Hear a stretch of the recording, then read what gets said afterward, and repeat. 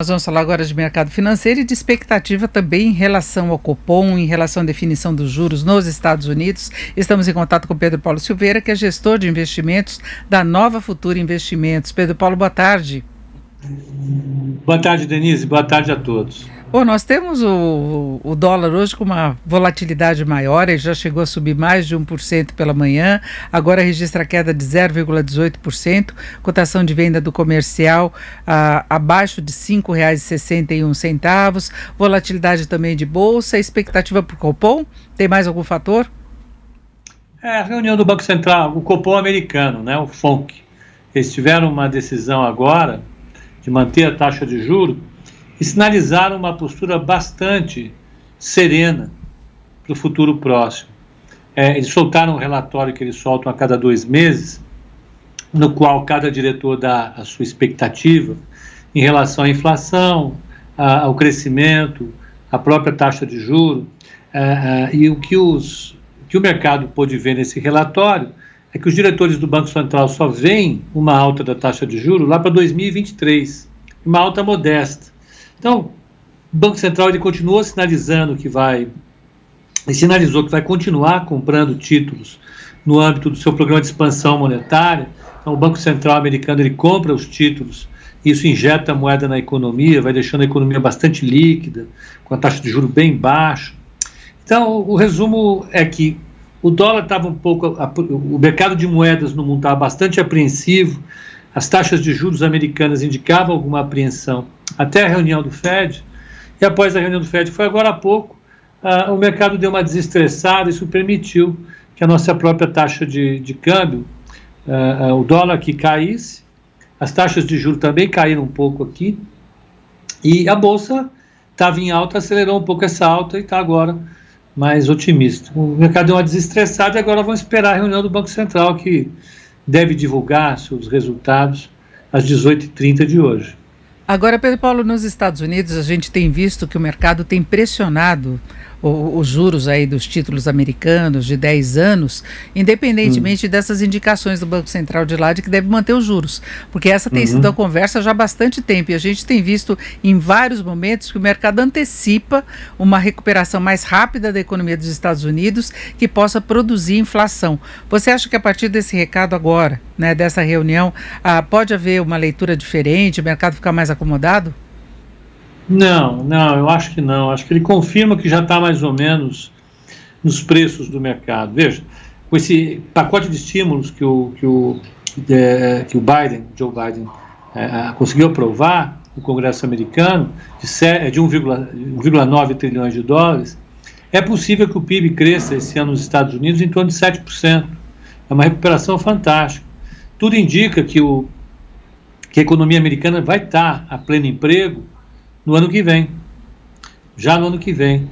Então, é um cenário fantástico para os Estados Unidos, de grande recuperação. O que o mercado pensa é o seguinte, olha, depois de tudo isso, é muito provável que, chegando ao pleno emprego, o Fed volte a operar com taxas de juros normais.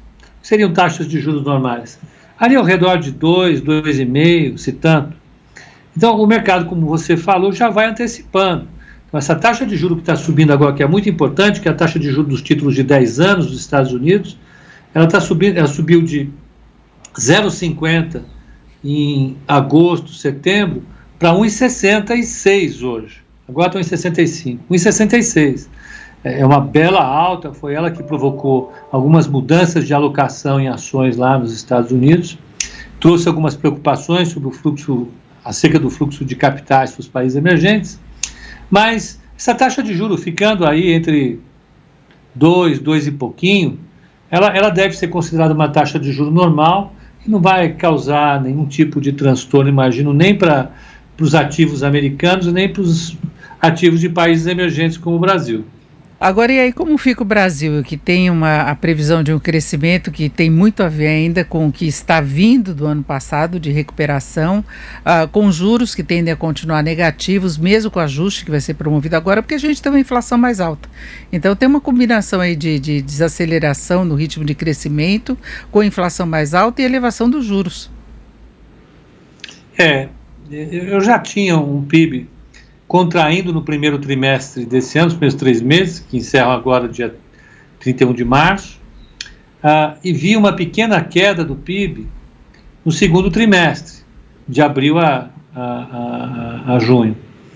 E vi uma recuperação no segundo, no terceiro e no quarto tri. Então, nas minhas contas aqui, nas contas da Nova Futura, a gente deve terminar o ano com um crescimento ali ao redor de 2%.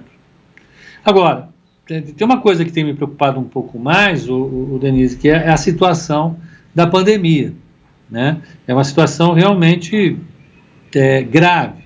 Ela vai impor, na minha opinião, corremos um risco elevado de que esse cenário de Covid faça com que estados e municípios apertem ainda mais as condições de isolamento social. Se isso acontecer, deve acontecer por pelo menos mais um mês. Então a gente sairia desse lockdown ali meados de abril, maio. O que o mercado tem trabalhado é com a ideia que o governo tem nos oferecido de que o processo de vacinação vai se acelerar muito rapidamente a partir do mês que vem. O problema é que a situação de colapso do sistema é para hoje. Então, independentemente do que vai acontecer com as vacinas no mês que vem, seria, eu acho que razoavelmente cauteloso considerar o PIB do segundo trimestre caindo um pouco mais do que nós planejávamos originalmente. Então, eu acho que a taxa de crescimento no Brasil vai ficar possivelmente abaixo de 2%. Num cenário no qual o dólar pode continuar alto como está, aí acima de 5,5%, os preços internacionais das commodities podem seguir pressionados pela taxa de crescimento global, que é atualmente bastante beneficiada pelo pacote de crescimento americano, e isso tudo combinado vai ser um cenário estranhérrimo de baixo crescimento, inflação elevada e taxa de juros mais alta. É um cenário que, para a minha geração em particular, não é tão estranho. A gente já viu inflação alta, juro alto e crescimento baixo. Mas eu acho que ele tende a acontecer aqui no Brasil. Nós vamos ter uma taxa de juros maior, um crescimento menor e a inflação ainda rodando a níveis, na minha opinião, perigosamente elevados. Mas dá uns 14,25, né? Nós tivemos durante um bom tempo em que o país enfrentou uma recessão, depois crescimento muito fraco e ficou lá estacionado em 14,25, né? É uma coisa que eu tenho na memória, o nível mais alto, né? Não. Eu cheguei a momentos, o Denise, assim, de conversar com o diretor de Banco Central e falar: nossa meta é manter a taxa de juro real entre 1,75 e 2,35 ao mês. Dá uma taxa de juros anual real elevadíssima, que pressionou demais durante muito tempo a dívida pública brasileira. Nós vivemos um mundo diferente hoje. Você produzir uma alta da taxa de juros, e ela deve terminar o ano ao redor de 5 e pouquinho, já vai ter um efeito bastante elevado. Já vai produzir um impacto significativo sobre a economia. A gente vai voltar a ter uma taxa de juro real ali ao redor de 4%, se a gente pegar títulos mais longos da dívida. O fundamental é que com essa taxa de crescimento menor, a gente vai ter menos arrecadação, a gente vai ter possivelmente uma pressão maior sobre a situação política, né?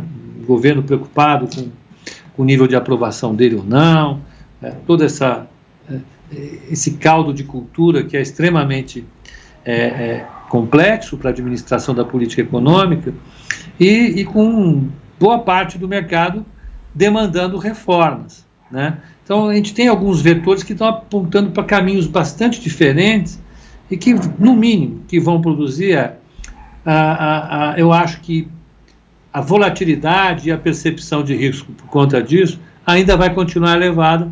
Eu vou colocar aqui, Denise, um horizonte de tempo para a gente conversar daqui a pouco, né?